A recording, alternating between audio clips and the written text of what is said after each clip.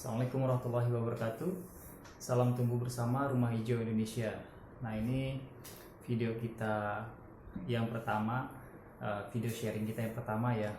Jadi ada beberapa teman-teman atau mungkin banyak teman-teman yang bertanya nih ke kita gitu kan, ke saya dan ke teman-teman yang lainnya, Bang, kenapa sih saya nanam pohon cabai, nanam pohon tomat tapi daunnya keriting, itu kena kutu apa gitu ya. Tanaman-tanaman sayuran, buah seperti tomat, cabai, terus paprika, terong. Nah, ini saran saya gitu ya, saran saya bagi teman-teman yang baru memulai untuk menanam tanaman sayuran secara organik. Memang ada beberapa hal sih yang memang harus kita lakukan terlebih dahulu sebelum kita langsung menanam tanaman sayuran organik tersebut. Ada beberapa hal yang memang harus kita persiapkan karena beda dengan kita menanam sayuran secara organik dengan secara konvensional dengan menggunakan bahan-bahan kimia seperti urea atau pestisida dan lain sebagainya. Kalau menggunakan pestisida, urea ya relatif jauh lebih mudah menurut saya sih ya. Tapi tantangan tersendiri bagi teman-teman, bagi kita yang ini menanam tanaman sayuran secara organik sangat banyak sebenarnya. Nah, apa aja sih hal-hal yang harus dipersiapkan terlebih dahulu sebelum kita menanam tanaman sayuran tersebut? Satu, persiapanlah kompos yang baik. Kompos yang baik itu seperti apa gitu kan? Kita bisa membuat kompos sendiri atau mungkin bisa membelinya gitu ya di tempat-tempat tertentu yang memang kita yakin bahwa kompos itu memang kompos baik yang memang sudah melalui proses pematangan yang cukup baik dan benar seperti itu. Seperti apa sih kompos yang baik? Kompos yang baik itu mengandung unsur hara gitu kan, baik makro maupun mikro seperti itu. Terus dia mengandung juga enzim ya. Jadi kompos ini kan bukan cuma dia menghasilkan makanan atau nutrisi yang baik untuk tanah atau media tanam maupun sayuran yang akan kita tanam, tapi juga dia mengandung enzim-enzim baik lainnya seperti apa gitu kan. Selain memberikan makanan, si kompos ini juga ternyata juga terdapat obat. Jadi ketika contoh gini, ketika si tumbuh-tumbuhan atau tanaman sayuran yang kita tanam dia diserang oleh hama tertentu gitu kan, katakanlah si hama ini menyerang di bagian daun atau tangkai atau batang seperti itu. Nah, si daun ini akan bereaksi. Hai akar, tolong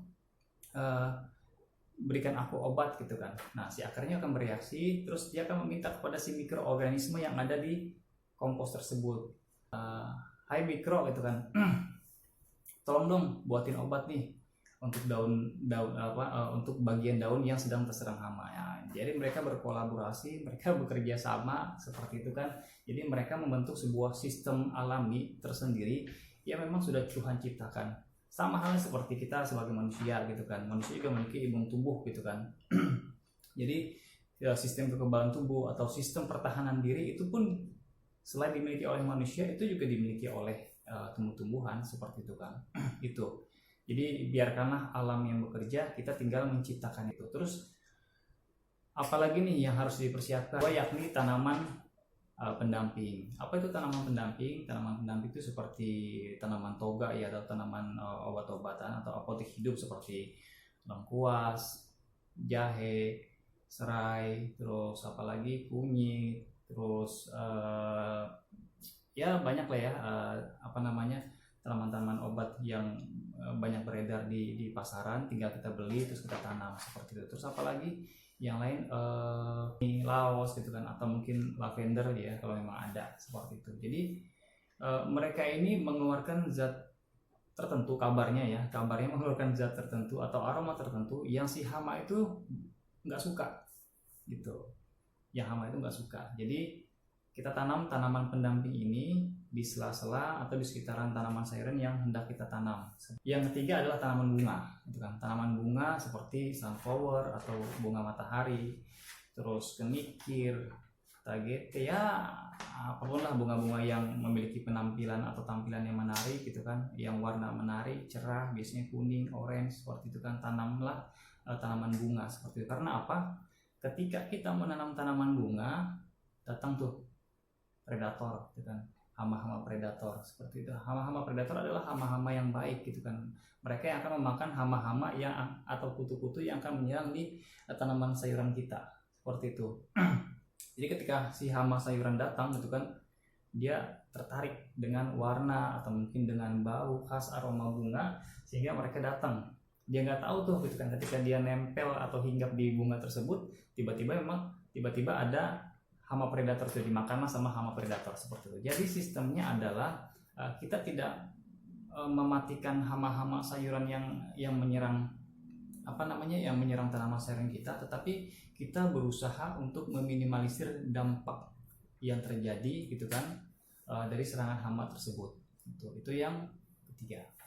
Yang keempat, tanamlah secara tumpang sari. Jadi kalau kita ingin menanam sayuran, jangan tanam satu atau dua jenis sayuran atau tanaman tertentu gitu kan. Ketika kita menanam tanaman bayam, ya habis hama akan datang, terkonsentrasi serangannya ke tanaman bayam. Kalau kita hanya menanam tanaman cabai dengan tomat, ya si hama tertentu akan fokus terkonsentrasi penuh untuk menyerang tanaman tomat dan tanaman cabai seperti. Tapi kalau kita menanam secara tumpang sari, selang-seling ya, ada mungkin tanaman-tanaman seperti daun bawang dan lain sebagainya seperti itu kan, dengan tadi tanaman pendamping juga dengan tanaman-tanaman bunga, si hama-hama yang akan menyerang tanaman sayuran kita juga bingung gitu kan, mau makan kemana nih gitu kan, mau makan kemana, aromanya dia nggak suka gitu kan, seperti itu. Bingung mereka mau menyerang ke, ternyata hinggap ke tanaman bunga, di sana ada hama predator siap memakan mereka dengan berbagai macam jenis tanaman yang berbeda-beda.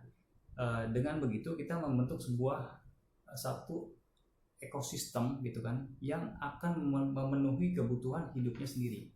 Jadi sebenarnya semua Tuhan sudah menciptakan gitu kan, Tuhan sudah menciptakan sebuah sistem yang sangat baik. Tugas kita adalah bagaimana kita membangun atau menciptakan sebuah sistem yang sebenarnya dari dulu sudah ada seperti itu. Dan yang terakhir adalah ya, kalau saya dengar dari ceramah-ceramah gitu kan, bahwa hakikatnya ketika kita menanam tanaman sayuran gitu kan, atau menanam tanaman apalah gitu ya, terus ada hama gitu kan yang menyerang, kita sudah berusaha semaksimal mungkin untuk meminimalisir, tapi tetap ada juga ya kan. Pastilah kalau kita berusaha menanam atau mencoba menanam tanaman sayuran secara organik, pasti akan ada sedikit banyaknya yang akan terserang hama gitu kan. Ya palingnya juga hama ulat gitu kan. Kalau tanaman-tanaman sayuran daun seperti itu, kayak bayam, pokcoy, sawi, kangkung, kubis atau kol dan lain sebagainya, palingan juga serangan hama yang datang juga hama-hama ulat. Dia biasanya nggak terlalu masif seperti kutu atau jenis-jenis hama lainnya seperti itu. Ketika kita sudah berusaha gitu kan, ternyata ada juga nih tanaman kita yang diserang hama gitu kan, seperti itu. Yang penting sih tidak melebihi ambang batas ekonomi lah istilahnya, seperti itu, tidak terlalu besar dampaknya seperti itu. Saya pernah dengar sebuah ceramah gitu kan, bahwa ketika ada burung, serangga, hama yang memakan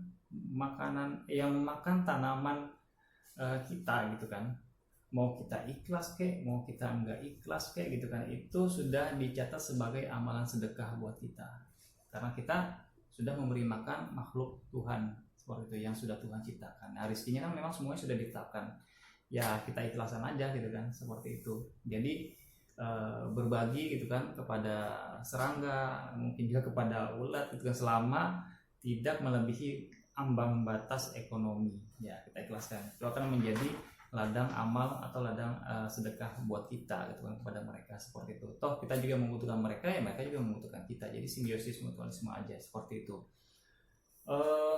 Itu saja gitu kan. Jadi saran saya, sebelum teman-teman mencoba untuk menanam tanaman sayuran seperti tomat, cabai, apalagi itu terong gitu kan, itu kan tanaman-tanaman sayuran buah gitu kan, supaya semangatnya tetap terjaga, supaya tidak patah semangat lah seperti itu.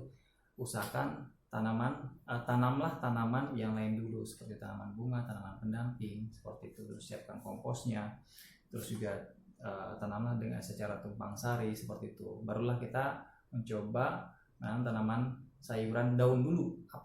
Apa itu tanaman sayuran daun? Ya tadi yang sudah saya sebutkan itu kan, ada kangkung, cesim, pokcoy, kubis, atau macam-macam lah ya, seperti itu.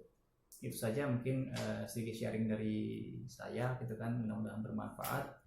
Mudah-mudahan teman-teman terus bersemangat bertani, berkebun secara organik di tempat-tempat terbatas. Itu saja. Terima kasih.